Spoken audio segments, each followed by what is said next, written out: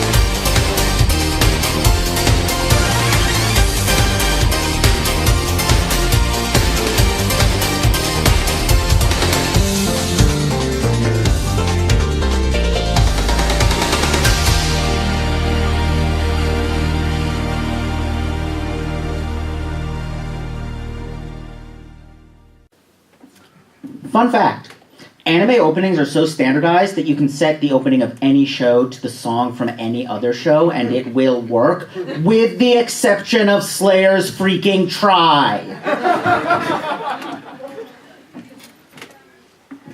Anyway, yeah. Hi. I'm Frobor, also called Jed A. Blue, that's my real name.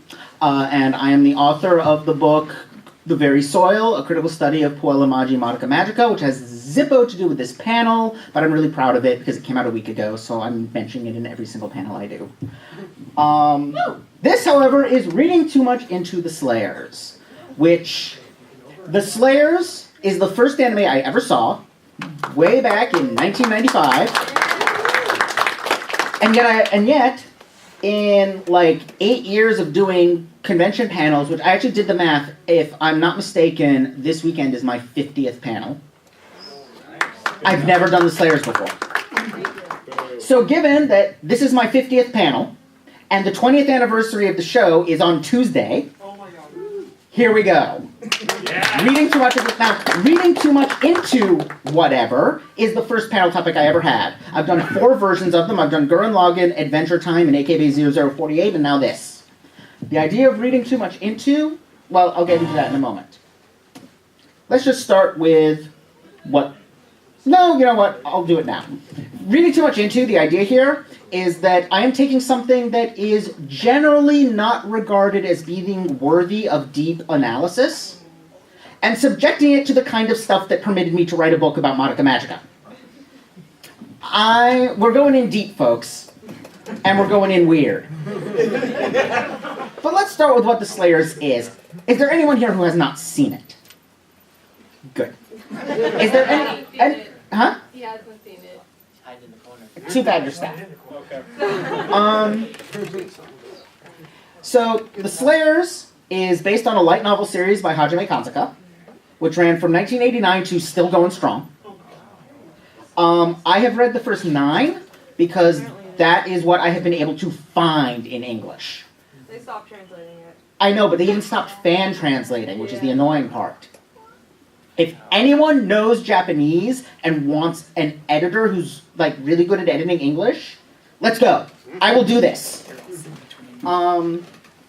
Anyway, there's a manga that ran from 1991, and there's still mangas going. There's been like 20 of them. And our main topic, because it's what's having its 20th anniversary, and it's the one I saw first, the TV anime, which ran from 95 to 97, and then again in 2007, 2008. The 2 additional seasons. There's also a film series that ran from 95 to 2001. There's OAVs that were produced between 96 and 98. This thing was a juggernaut in the 90s. It was everywhere. It was a major gateway anime. Other than me, how many people was this the first anime you ever saw? Or the first anime you ever saw knowing it was anime?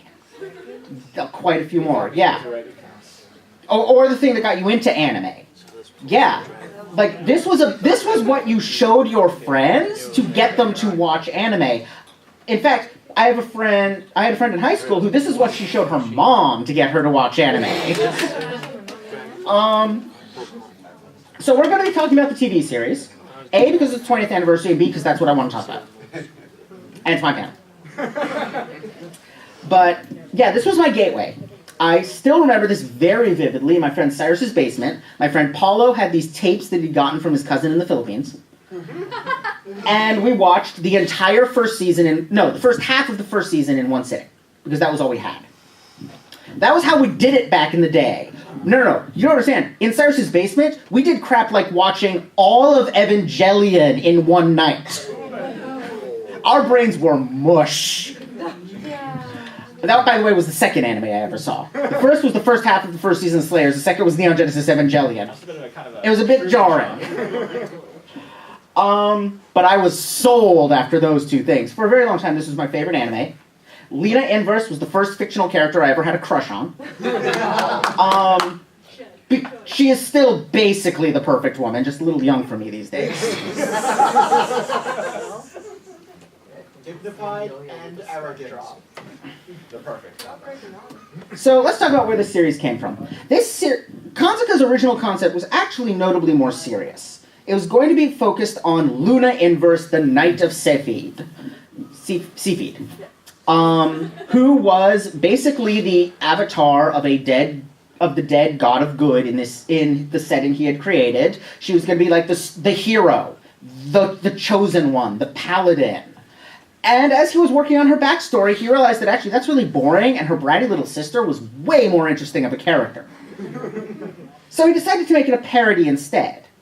Now, what I love about the Slayers, possibly more than anything else, is I've been playing tabletop RPGs since I was like 10. How many of the rest of you play like Dungeons & Dragons or any other kinds of tabletop RPGs? Okay, the Slayers is how every campaign ever goes. All right? The GM has this epic plot line, but the players do nothing but goof around. They quote Monty Python, they eat all your pizza, they make terrible jokes. Well, you're just trying to get the plot going. Smash Bad Guys Get Rich, aka the motivation of half of all Dungeons & Dragons characters ever. The other half are just Doran. The attempt to be epic that's constantly derailed by silliness, that's all like a standard tabletop RPG how it goes. In fact, some of the most fun I've ever had running a game was Slayer's D20, which is amazing. They basically took Dungeons & Dragons 3.5, broke it, and then rebuilt it into something new and fantastic. I ran into some trouble late in the game, however, because the players figured out that they could just blow up dungeons rather than go through them. It's pretty accurate to the show, is what I'm saying. No, I banned the Dragon Slave. They still found a way. Now, it's also very much a parody and a pastiche of shonen fantasy.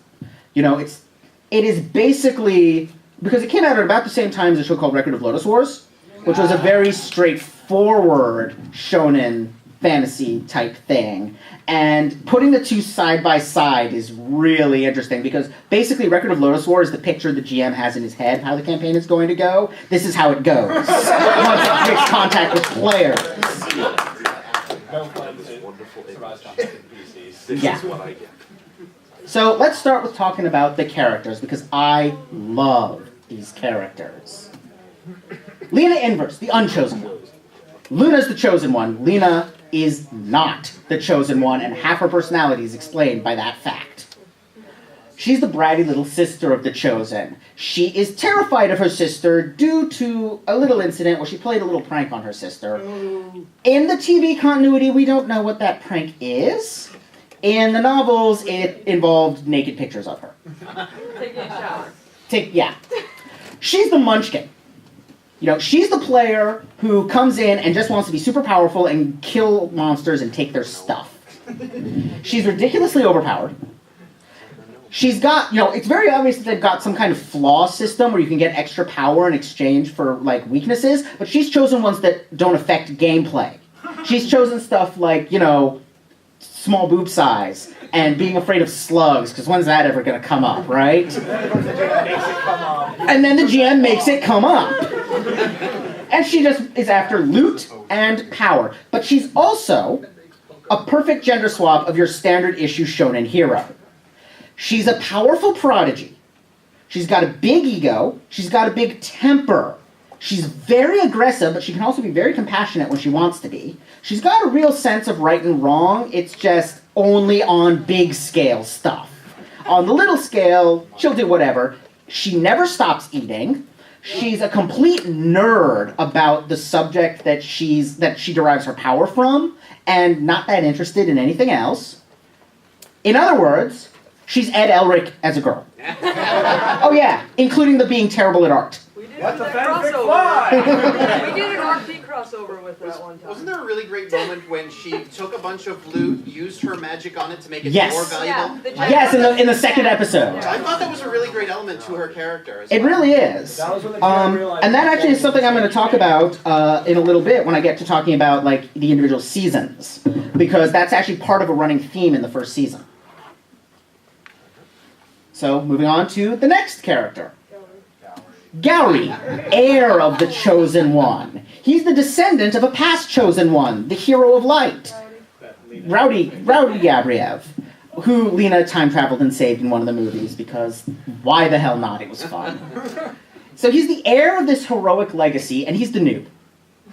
Okay, first of all, that's who picks fighters, because they sound not as complicated as the other characters. It sounds like they are able to do cool things, but they're actually the weakest characters. He struggles to keep track of what's going on in the story. He constantly needs things explained by the other players. He's just somebody who's never played the game before, that's all. He's so into it. But he's so into it. He really loves when we get to have some combat. Because then he understands what's going on and he can throw himself into it and be like, yeah, that's why I gave my character this awesome sword that I spent all my character points on and then the GM took it away. But in shonen anime terms, he's a parody of a different kind of shonen hero, the idiot hero. He's a parody. This is basically what's his name from that terrible thing with the pirates? One Piece. He's a parody of what sorry, I actually really kind of hate shonen. There's like two I like, this and Fullmetal Alchemist. He's a parody of that, of what would that person really be like, and it kind of plays with two different possibilities. One is that he's actually quite smart, just really, really lazy. He can't be bothered to remember all this stuff, because he knows Lena's going to remember it for him anyway, and besides, she seems to have fun yelling at him. That's kind of the nature of their relationship, so he'll play along with that. But when necessary, like in an actual fight, he's quite cunning. And he is the first one to figure out what Zealous is. And never mentions it because it's so obvious. He's also the damsel in distress. Which is why the long flowing blonde hair. Whenever a character needs to be kidnapped, or mind controlled, or about to be killed by the monster and needs rescuing, etc., it's gonna be him. But he's consistently the nicest of them. Yes, even more so than Amelia, because he doesn't judge.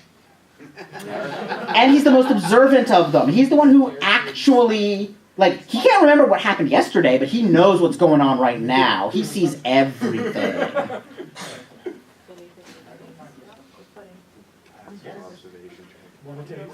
Zelgadis, the rejected one. He's an outcast. He's been made into a monster. He's the guy who's here to play a role. He's come up with this tragic backstory for his character that's probably 6 pages long, and he forced the GM to read it.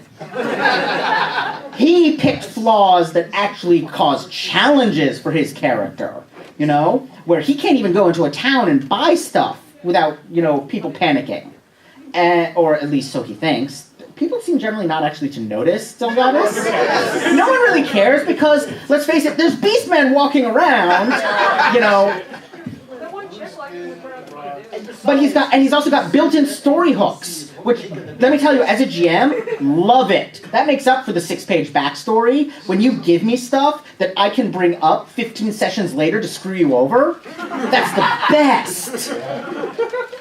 And he's the counterweight to Lena. Like anything about He is the Lancer in, Robot Team terms. He's the opposite to Lena, the blue to her red. He's stoic and calm, but has very similar interests and knowledge to her. They actually, their brains work in very similar ways. He's just calmer and more melancholic, while she's all energy and fire. And, of course, he's the straight man for all the jokes. He's the guy that ends up the butt of most of the jokes. When they need an anchor, he's the one they throw overboard. He's the one who has to dress up as a bunny. one who gets mistaken for a wife. Yeah. Or was better in a dress than Lena. Yes. Amelia will Tesla Serun, the wannabe chosen one. Can you imagine if she knew that Lena's older sister is Luna? How jealous she would be? She wants to be the hero. She wants so bad to be the hero, and she almost always fails because she's coming at it as this performance. This flashy, I'm going to climb up to the highest thing and then throw myself off it and try to kick him in the face, and of course she misses every time. Hammer of justice. This is true. She did indeed learn it from her father, who is awesome. And her sister. And to an extent, her sister, though I really see, Naga as being, the rebellious teenager. And of course, Who wants also none the of whole this. deal with dealing with the loss of their mother. Though I will point out, according to the, I don't remember if it's the manga or the short stories, Naga's costume was her mother's costume when she traveled around with Phil. Ran away, yeah. Which says a lot about Phil. But she's the classic lawful good player. She's the person who plays a paladin and then tries to force the rest of the party to follow those stupid rules. She's the person who has this notion of good and evil, and it's really easy to tell which is which, and we're good, and we massacre all the babies of evil because we're good. You know, Justice always triumphs. Yeah, justice always triumphs. So whoever wins is the good guy. Exactly. And so she's a different kind of parody of the idiot hero. Her problem is she knows exactly how everything works in a completely different show. Which makes her kind of flirt with the fourth wall a lot, because she thinks she knows what's going on, but she doesn't, and she thinks that it's a particular kind of show. And so she's going to be the one who gets, she and Zelgadis will get banter like, well, I guess, Phil just showed up, I guess we can't be serious anymore. Well, she did punch out Shabra Nito once. Yeah, that was pretty impressive. Broke her arm at it. Zealous is not any variety of failed chosen one. He's the not mentor. The guide who leads them into trouble. I love that picture of Zealous. Yes. I run a campaign in Anime USA every year where people get to pick characters and the plot changes depending on which characters they pick. And so Zealous showed up if somebody picked Zelgadis. And this was the portrait I used for him. And it was great. Because I love this picture of him because that is so how he appears at first. Can I join this game and pick Zelgadis every time? So he's... I will point out the last boss of that game is Sandalphone from Evangelion. Dumb. He's the classic GMPC. He's impossibly cool. He is my favorite anime character, period. I've had great fun selling Star Trek Deep Space Nine to Slayers fans and Slayers to Star Trek Deep Space Nine fans by pointing out that he and Garrick are the live-action and animated versions of each. You know what I'm talking. You see it. You see it. Garrick from what? Star Trek Deep Space Nine. Now we have to watch it. Yes, you do. The Taylor. The best Star Trek. Yes. The Taylor, who is totally not a spy, seriously, y'all. And who gets lines like, upon being asked which of the stories he just told was true, he says all of them. What about the lies? Oh, especially the lies. But no, he's the character that the GM makes and sticks into the game. He's impossibly cool. He's ridiculously powerful. Like, Lena is like, no, we're not fighting Zealous. That's not going to happen. She knows not to fight the GM. Yeah, she knows you don't fight the GM's character. And he trolls the party constantly, which, let's face it, is what GM characters are for. Like, Didn't there he'll use tell that? information, but he'll leave out things like Mhm. really important. Like, oh yeah, the treasure in that cave over there. Oh, then I forget to mention you have to battle this, like all these monsters. Mhm, But that was his Oh yeah, I'll get to that. But that was his But he's secret. also, as I was saying, a parody of the Mentor. Because there's this thing that there's a particular version of the Mentor that shows up in a few anime and Western things and movies and so forth, where you get this guy, first of all, you get the trickster Mentor, who, like, is playing jokes on you, but he's doing it to teach you a lesson, like Yoda in Empire Strikes Back is a good example of that. The mentor characters. He kind of looks like that in his first episode, because he's like, if you can fool your friends, you can fool your enemies. Except he's not really teaching them anything at all. He's using them. He guides the party to useful knowledge quite a few times in Next. But of course he's also spectacularly evil and trying to destroy the world, which, okay, so we're dealing with the villain Mentor. No, he is never a villain. He's evil, but he is never actually a villain. He is always, in the end, for some reason or another, on their side. Which, frankly, he's doing on purpose. Because let's face it, if you derive nourishment from chaos and destruction, you are going to help Lena at every opportunity.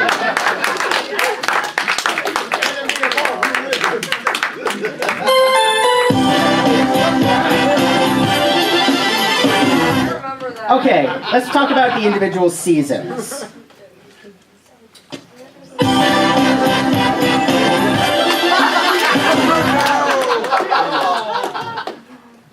Alright, let's talk about the first season, which is just the Slayers. Whoa. 1995. So, it's not perfect. The animation quality is way lower than the rest of the series. I'm sorry? Even Next and Tribe, because I Uh-huh. thought they were showing in the same time frame. It was like 1 year each, but no, there's a visible difference in quality between the first season and Next. Like, there's a big jump when you start Next. It's still the same style, but like the quality of the animation, they're off model less often. There's more detail, that kind of thing. Less stock footage, way less stock footage. So I do have an issue with the first season, which is that like 80% of the jokes are Lena's a girl, but she's also a shonen hero about a girl with girl parts. Was that a big deal back then? Actually, yes. Prior to this, like the only shonen series where the main character is a girl prior to this that I know of is Cutie Honey. Revolutionary Girl. Rose of Versailles. Utena is after. Roses of Oh, Versailles. Rose of Versailles is a shoujo series. Yeah, True. there Yeah. were plenty of other shows that had strong women, like the Gulf Wars and Bubblegum Crisis and the others, so it wasn't Gosh. unknown. It wasn't unknown, but it was still not common at all. And it is, for whatever reason, they make a lot of jokes about it, and it gets a little repetitive. Particularly the whole thing with losing her power on her period. That's, which is, never mentioned again, because by sheer coincidence it happens never to be that time of the month again in the next 5 seasons. Just it always falls in between episodes, I guess. If that was a lie, she was making an excuse, there was some other reason. Mm-hmm. That traumatized me. Now, one thing this show gets really into, this season in particular, really likes to play with this moral ambiguity. So we get the good bad guy, Zelgadis. We get the bad good guy, Rezo. There is true evil in this world, because Shabranigdo is really freaking evil. Copy Rezo is more ambiguous, but still pretty evil. There's no real true good. The closest thing we get is Prince Phil, and he's Nutbar. He's the best. But there's this thing going on here with... So I'm going to talk later in the panel more about the concept of the grotesque. But one major thing going on in this season is kind of this rejection of the grotesque. This idea that...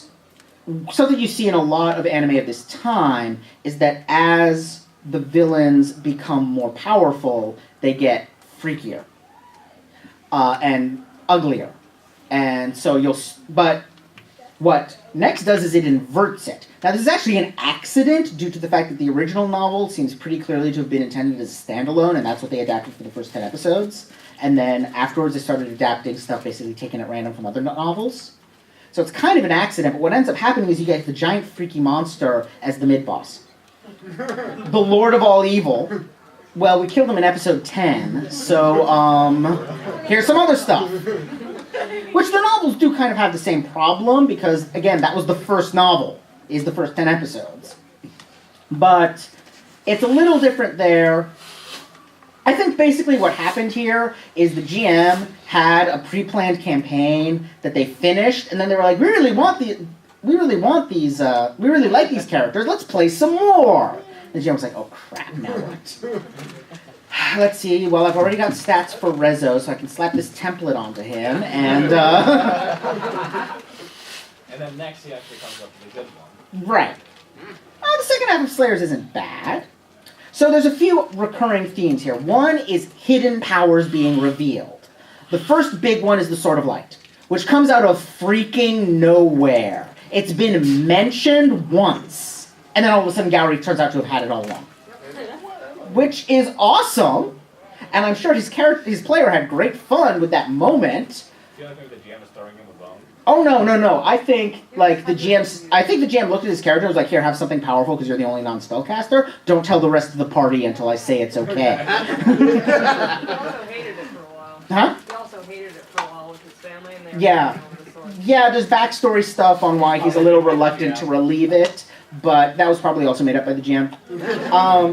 So the next big one is Rezo's eyes, where it turns out he's had Shabranigdo trapped inside of him all along. That's another case, like this hidden power that was inside of him all along, and then it bursts through and causes great destruction. Of course, the biggest one is the Giga Slave, which I love the novel's origin of the Giga Slave, which is heavily implied to be Lena saw a Clear Bible manuscript that had part of the Ragna Blade, So she took that, she had the beginning of the Ragnar Blade, so she stuck the end of the Dragon Slave onto it to see what would happen. The result, according to the novels, was, quote, a new lake. And she's walking around with this power, with no idea of where it comes from or what it really does. And finally, you have the secret Xanathar hidden under Cyrag, and the merger with Capi Rezo, which again, there's been this hidden power lurking there all along. But the theme I really like, and the one I think somebody brought up earlier with the enchanting of the gems, is this idea, something Lena says early in the series. No, it's something she says in one of the silly episodes, which I love the tradition Slayers have of those 4 episodes in the middle of the series that are completely ridiculous. But oftentimes there's actually stuff there that's important if you look closely. Lena has a line to Amelia. The most powerful spell is useless if you don't know when and how to use it. The most powerful spell is a recurring theme in this season. The most powerful spell is the one that does what you need right now. Lena uses lighting instead of a fireball in the 2nd episode because she's in a crowded bar and she knows that the wizard she's fighting is ridiculous enough to think it's a fireball and run. She's hungry, so she turns her hair into a fishing line and catches umpteen million fish with it and says to Zelgadis, I couldn't call myself a powerful sorceress if all I knew was the Dragon Slave. I need spells like this, too. That was Gowry. It was with Gowry? Not when she was fishing with Zelgadis? She was not fishing with Zelgadis. Oh, no, you're right. I remember now. It was when they were waiting for Zelgadis to attack. And she also said, if she overused it, she could overfish and prevent the fish from Yeah. There's also the scene where Zolf uses the Dragon Slave against Shabranigdo. Not a good idea. As a general rule, do not cast spells on people. Do not cast attack spells on people when the incantation is a prayer to the person you're casting it on. Just, a life lesson here. May you help me kill you. Yeah. Lena actually describes it as being that, which is great, especially because of some stuff that happens later. Another case where that's an immensely powerful spell, but it's useless in that situation. Teaching Amelia the Dragon Slave is where the line came from, but the ultimate example of it is when they defeat Capi Rezo / Xanathar with recovery. The most powerful sorcerer that has lived in generations, fused with an invincible ancient monster that they can't figure out how to hurt, they defeat him by healing a tree. Well, doesn't she resurrect the tree? No, she uses recovery, the weaker spell. After stabbing a magic sword out of nowhere into him and Yes. hitting him to the tree. Which actually, that's another example of hidden powers, is the Blessed Blade. Yeah. Why is it there? I don't know. Why didn't the Sword of Light work? Well, we finally get an explanation late in Next that its powers were sealed at some point for some reason, in one throwaway line by Fibrazo. Probably because the GM wanted to wait until Gowry gained a few levels and then make it even more powerful. Oh god, in my Slayers D20 campaign, they went on this epic quest to find this to explore this ancient ruin, the ancient ruins of Salem, by the way, because it was set 500 years after the series. And they found a sword, a magic sword, the Sword of Hamburger, forged of the purest ground beef. And it was complete garbage. And then about 15 sessions in, they realized that the hilt came off. It was the Sword of Flame, forged from a fragment of Shabranigdo. It had been hidden inside another weaker magical sword, so nobody would notice it. Until they grilled the hamburger. That's actually, they decided, because the one member of the party who could use swords was a warrior of justice and was not permitted to use poisons, which raw hamburger counted as. So they decided they would cook the magic sword. Half the city was destroyed. And they still didn't realize what the significance of it having the exact same stats as a Dragon Slave was. Still took them 5 more sessions. I love when players miss things. Let's talk about Slayers Next, and secrets, and lives. Because that's really what Slayers Next is about. This is my favorite season. I love Next. Let me hear it for Next. Next is the best.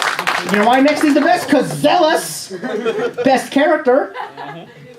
From the start, we've got lies and secrets everywhere. Amelia has a secret mission in Zoanna that she doesn't want to tell Lena about because Chaos and Destruction Poster Girl, which I love that description of Lena from Amelia. That's spot on perfect. Martina is lying to Zelgadis to get him to work for them about what's in the Book of Zoanna. Zealous exists. He does the whole if you can fool your friends, you can fool your enemies thing. And then in the Atlas City arc, you get the Pledge Stone, which is a secret. And kind of a lie, because it's a secret that's being hidden in plain sight. They're tricked to thinking it's somewhere in the mansion when it's actually moving around on Sagram's face. Sorry, I couldn't remember the name Sagram. Then in the Seirun arc, we start kicking things into high gear with the lies, with Phil faking his death. Then Alfred claiming that Christopher is behind the Mazuko attacks. Then the Mazuko pretending to be after the Seirun royal family when it's really all just a scheme to get Lena there. Lena faking her death, because this whole series is about her learning things from strange sources like Phil and Zealous. You've got the Mazuko who are up to something, and we don't know what at this point. And we have Zealous, who exists. Secrets and lies. Secrets and Lies is Zealous incarnate. I'm not sure this quite counts, but also they show that Amelia is actually a competent diplomat, that she does do her job as a princess, so it almost kind of feels like the whole, oh, I'm a warrior justice who sees everything in black and white, almost seems like a lie. Because It's a performance. Because she clearly knows, like, right and wrong and how to do successful diplomacy, or she wouldn't be sent out to Zoanna. Although, keep in mind, the one sending her is Phil. That is also And look at what she actually does. She starts, like, shouting about their troop buildups and doing poses. I think she's Phil's idea of an effective diplomat. It works, I guess. So, moving on. The traditional 4 episodes of Silly are all full of secrets and lies. That lost grimoire that they get told, probably by Zealous, is full of... because my interpretation of these 4 episodes is Zealous leading them around by the nose to kill Mazuko. Except the tennis episode, which is just him trolling them. Because he needs to eat. Now, see, the great thing about Zealous is that where all other Mazuko are just, like, gorging themselves, Zealous is a gourmet. He doesn't want, he even gets depicted as being, like, an excellent chef of Mazuko food. But he doesn't want, like, hundreds of people screaming in terror. No, he wants one person who's really, really annoyed. Another character comparison I like to make with Zealous is Crowley from Good Omens. Yes! I love that look. Who is kind of the same thing. The one demon who's, a connoisseur. Is going to ruin everything. Yes. So, anyway, like I was saying, the Lost Grimoire is just dances. You've got a mask-themed Mazuko defending that grimoire as well, which, masks are all about secrets and lies. You get doll disguises for everyone. I love the doll episode. Everyone has to dress up as dolls to fight a Mazuko who is secretly a doll. Like, the doll is the Mazuko, and the guy holding it is the doll, and there's just everything great about that. And then you get, which by the way is completely a Nutena parody, they've got the arches and everything, the city of not actually any women, in which everyone is a man. Pretending to be a woman. Pretending to be a woman, because being a man in that city is illegal. And Zelgadis is thrown into a trap. And yes, Zelgadis, that whole romance arc with Zelgadis there is just sublimely ridiculous. Probably invoked by Zealous to piss off Amelia. Probably, which, by the way, Zealous exists. And like I said, is probably leading them by the nose, manipulating them through all of this. And, of course, the tennis episode where he's just completely open about, oh yeah, I deliberately sabotaged Lena because I thought it would make this more fun to watch. A fine fugu sushi of suffering. Yes, yes. So, then we get the Clear Bible arc, where we get Auntie Aqua, who is wonderful. Especially when she pretends to be Zomel Gustar for like 15 minutes. Because what the hell? I remember watching that for the first time with a group of friends where we're like, wait, what? Is she so obsessed that she managed to create A monster? That's my theory. That's so cool. So I kind of like that didn't really register with me when I was watching that. I kind of just didn't think much of it. Could you remind me like what role Auntie Aqua had? She was part of the Auntie Aqua was a echo of the Water Dragon King, created by the Clear Bible. Because they found that place that had a complete copy of it, stored, by the way, on hard drives. The thing about the magnetic power going back and forth, yeah, that's how hard drives work. Those thousands of stone monoliths are hard drives. So Auntie Aqua is like, because it's a complete Clear Bible manuscript and thus such a powerful book of magic that it has magic of its own, she's created by... we get an Auntie Aqua created by that manuscript, and we also get an Auntie Aqua created by the real Clear Bible. Their two are probably the same. I think they're the same because the other one recognizes Lena, so they share. And she, at one point, decides during the fight with Gov in the Infinite Desert that she will help the party, but instead of doing so openly, she does so by empowering Martina to protect them with like this force field generated from her Zomel-Gustar defense amulet she made. We also get, a little bit later, dragons disguised as humans. We get my two favorite Zelos moments, both of which consist of him telling Gob it's a secret and then disappearing. Gob falls for it twice! Come on now! We also get the reveal of what Zelos is, kind of doubled, because we get to see him cut open and literally nothing inside him. It's a black cone. There's void inside him. And then we get, like, it being just outright stated, yeah, he's a Mosque. Like, oh yeah, you guys didn't know that? And Fibrazo, who in this arc alone manages to top Zealous in terms of trolling the party. Fabrizio was fucked up. Fibrazo was so messed up. Oh, I love humans. All I have to do is be a cute little kid, and they don't notice at all that I'm a horrifying demon. There's even orbs in the manga. I'll tell you why they call me Hellmaster. Wow. Huh? Yeah, there's a reason they call him Hellmaster. He's The brilliant. part of letting Lena basically beat the crap out of him for stealing her wallet and Yes! making him do shit for her. Okay, so Lena is mine, but if I have to pick someone else, okay, fine. So the Cyrag arc. Again, more secrets and lies. We get the disguised Gowry, who, as is typical for anime disguises, it's completely transparent to the audience, but the characters fall for it.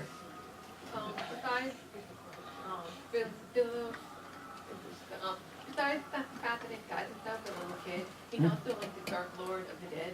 Mm-hmm. And I think like it's so perfect. Like, Oh yeah, and you had to see little life kid, of did the he's a people Dark come back Lord to of the Dead. life, the false Yep. life. Total infinite. Wow. Okay, I've only got 15 minutes left, so I need to rush through the remainder of this. Because I'm only on next. So, I'm going to skip a couple things. I will note there's a much darker tone in this series than in the first one. Some of the violence gets actually pretty brutal. There's nothing after this. Okay, so I might run a little over, if that's okay. You can go a bit over, but eventually we're gonna have to start closing. Okay. Okay, thank you. And also I want to mention... 10 minutes should be fine. Okay, I also want to mention the music, because wow, is the music for the last few episodes amazing. The last few episodes are they're fully scored. Like, every second of them is music that has not been heard before. And they do this amazing thing where, in the first season, there was this theme for the Dragon Slave, and it was pretty cool. And it keeps being hinted at in Next. Most notably, the Ragnablade theme is like kind of like a rock remix of it. But it's never actually played until Lena casts the Giga Slave at the end, and it's an amazing moment musically. It's just really well done. I really love the music for the last few episodes of this. Alright, moving along. Fortunately, I have less to say about the later series because, So, Tri. The thing Tri does really well is characterization. They tone most of the characters down a little bit. Not a lot, They're still not down to like the novel level, but they're toned down a little bit, made a little bit more realistic, which ironically makes them closer to the novels. I say ironically because this is the one season that has absolutely nothing resembling it in the novels. Also, doesn't the author really not like it? Possibly, that would... No, Hajime Uzaka was fine, but it was kind of like a filler thing. Yeah. And it helped kind of tie in Lost in the Universe when that came along. So. Yeah. And, in my opinion, the comedy suffers as a result for making the characters more realistic. This season is just not as funny as the others.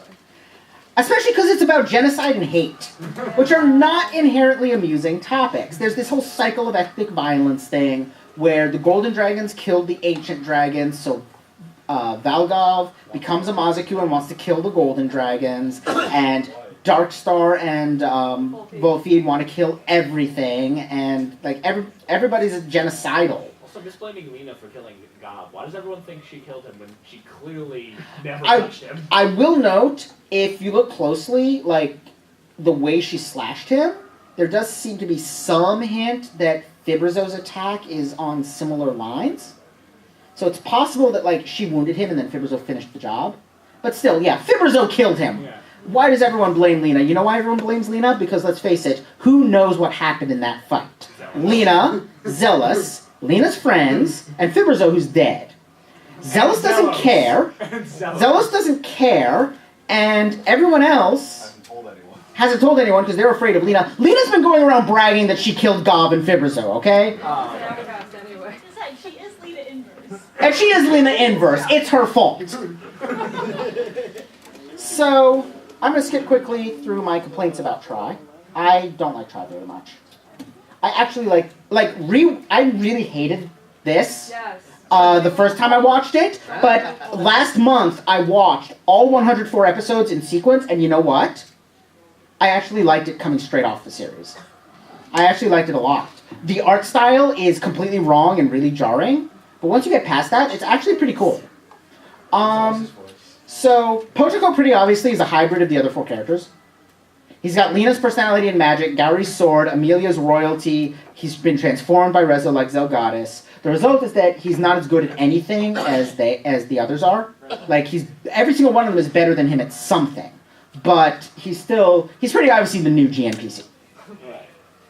But you also get, which I like, Wiser as kind of this lesser Zealous. He's doing a similar thing of manipulating Lena into doing his work for him, and being a troll. And on top of that, working with Zelos. And when he works with Zealous, it's glorious. I love that bit. Okay, I don't know why Lena is making duck face selfies, but fine. There's so much fan service. I don't mean fan service in the Naga sense. I mean fan service like they're gonna bring back the Sword of Light. Saren has cannons now that they call Gillis cannons. It was just loopholes everywhere. Nama. No, Nama. Okay, I'm sorry. I hate Naga. I hate Naga because her laugh is searing agony. They bring back Rezo and Shabranigdo. They play Give a Reason for the final battle. I mean, it's so much fan service. Who cares about loopholes? It drove me insane. And why is it called Revolution? There's no revolution. Xanathar is pretending to be a revolutionary, but he just wants to kill the gods and replace them with himself. And Lena, just like in Try, is defending the status quo. She's trying to stop the person who's trying to change the world. Well, yeah, because they're trying to wreck it, but if anyone was at my Apocalypse panel, you know what that means. But where else would she eat? This is true. We need the world I eat here. It's Spike from Buffy. Big theme in this one is unintended consequences, starting right in the first episode with the fact that bandits are now an endangered species, which I love. And you get all these characters doing things that they think are going to have one effect, but the result keeps building up until we get the release of Ghost Shabranigdo. Yeah, lots of unintended consequences going on here.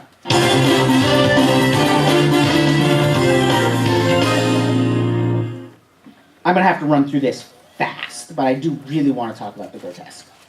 Because it's a big thing. I just think that's cute. Also, that's the sorcery doctor, isn't it? Yes. Okay, so let me talk about the theory of the grotesque. This originates from the Russian literary critic and philosopher Mikhail Bakhtin. who introduced it in his 1965 book Rabelais Rabelais and His World, which is about which is about the medieval author or Renaissance author Rabelais's book Gargantua and Pantagruel, which is about two giants that wander around having ridiculous adventures, mostly causing destruction and chaos. And he introduces two related ideas. He introduces the idea of the carnival as a place and time that inverts social... Oh no, don't do that. That inverts social norms.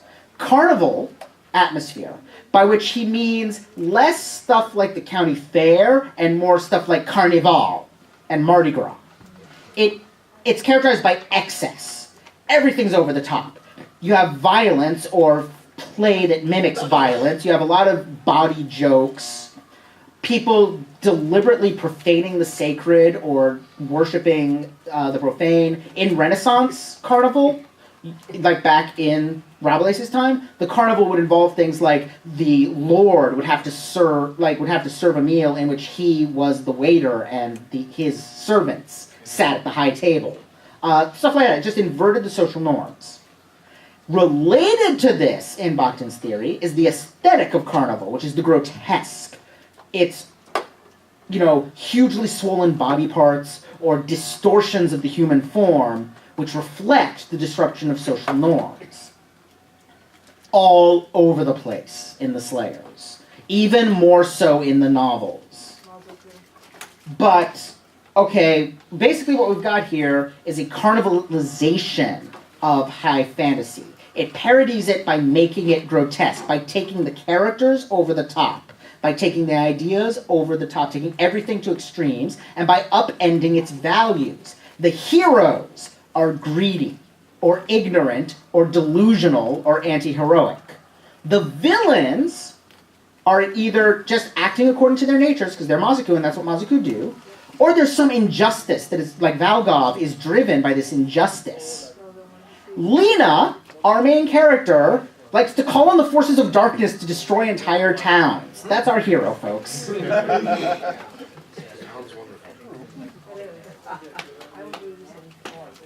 And there's a lot of because the two main things you can do with grotesque bodies is humor and horror.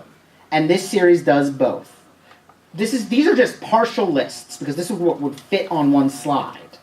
But Mr. Chicken from that one Slayers episode. Anyone in any town Lena nukes gets turned into like that Daffy Duck style, like black burned thing. Of course, they're actually fine. Poketa. Poketa is basically a Pokemon, but he's been transformed into this alternate form, and that would be a really traumatic thing if not for the fact that he's cute and fuzzy. Amelia, when she goes splat, it seriously looks like she just broke her neck. Yeah, she's fine. Very often Martina is subjected to this kind of slapstick humor. Thelia keeps sprouting a tail. Hey, Thelia. Which, a human being with dragon ears and a tail is a pretty bizarre thing. That's a deformation of the human body. You've got the cross-dressing episodes. You've got having to be dressed up as dolls. You've got Nama, which, on Nama, but that Dullahan episode is amazing. So good. I actually, while rewatching the series, I tweeted, how did I forget this episode? This is the most amazing thing since Dragon Cuisine. Possibly better. As for horror and tragedy, you've got Zelgadis again. You've got Zelgadis. Like the way I had Zealous for Secrets and Lies. Yeah. Zelgadis for the grotesque as a tragedy. Poketa gets to be both. Because Poketa does have this sorrow of having to lose his body. There's Zealous's injury on the previous slide. Most Mazaku are in some way monstrous distortions of the human form. Valgov sprouts claws and wings. Ozo, a human rendered as a doll. And, the dolls are very often a feature in the grotesque because of the uncanny valley, because they're just human enough to be creepy. Capirezo, those things on his hands in particular, that freaks me out. When he starts casting multiple spells at once and he's got mouths on his hands chanting them, Even his eyes, which are weird, and especially after Reza never being able to open them. Yeah, and like they're like one is a monstrous eye and one is a normal human eye. And the Xanathar armor, which, you know, is a suit of armor that eats you. That's pretty turns you into a freaky. centaur. Huh? And turns you into a centaur. And can... Yeah. But what's interesting is that the show treats it also as a source of power. The ultimate here being the Lord of Nightmares, who is chaos incarnate and the most powerful thing there is. You know, Creative. and then you've got both Seafeed and Shabernigdo are extremely monstrous. More so than most other creatures in the series. I mean, the brief glimpses we get of Seafeed are pretty kaiju-like. In the first season in particular, the Mazaku tend to be much more monstrous than in later seasons, where they start being able to have, like, completely human forms. Copy Rezo, again, more powerful than regular Rezo. Zelgadis is way more powerful than he was as a normal How dude. many times is he saved because he has a rock body? Exactly. And fusion magic, which is taking the sacred and the profane and mixing them, which is exactly what Carnival does. And you end up with something so powerful, you know, with the most powerful stuff in Tri. There also plays with this notion of the hidden grotesque. Because at first, Next seems to, like I was saying, reverse the rule of more grotesque equals more powerful. Because in Next, the most powerful thing they fight is a little boy. The next most powerful thing we encounter is Zealous. You know, like, it seems to be inverted. The really like, the Kamzel and Mazenda are monstrous humans like most Mazaku, but that are able to disguise themselves as humans. Then you get to the next level of being more human, you get Ga, who is actually, like, monster and human fused. Then you get Zealous, who is, you know, that human shell that can pass perfectly for human except for Gauri. And then you get Fibrazo, who fools everyone, including Gauri. Stronger Mazaku are better at hiding how grotesque they are.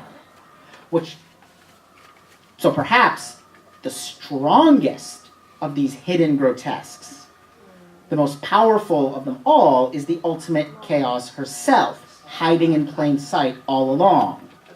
The Chaos and Destruction poster girl.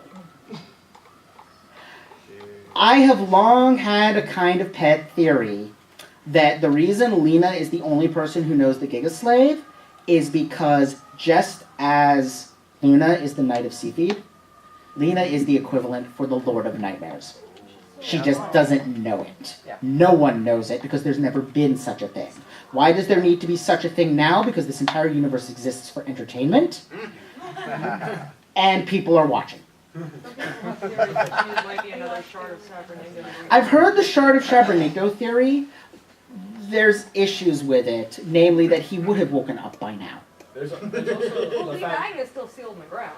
Sure. There's also the fact that the idea of the secret of the Giga Slave is that it's literally a summoning spell. Yes. And it summons the Lord of Nightmares. But she's still alive. Because I actually have a fairly similar theory where she wasn't always the chosen of the Lord of Nightmares, but became one the first time she cast the Giga Slave. That's quite possible. That's quite possible, since it is a summoning spell. And, like, the Lord of Nightmares says, oh yeah, Lena no longer exists. Oh wait, no, here she is. Which, admittedly, as the Lord of all chaos, she can do whatever she wants. I mean, Including being nice. She made multiple universes. Mm-hmm. I made everything. I do what I Anyway, want. it is exactly 10 o'clock. Rushing worked. I want to thank all of you. I will be back tomorrow to give a panel on Big Eyes Small Mouth at noon or something. I think noon or one of those things. Thank you all very much. This was great.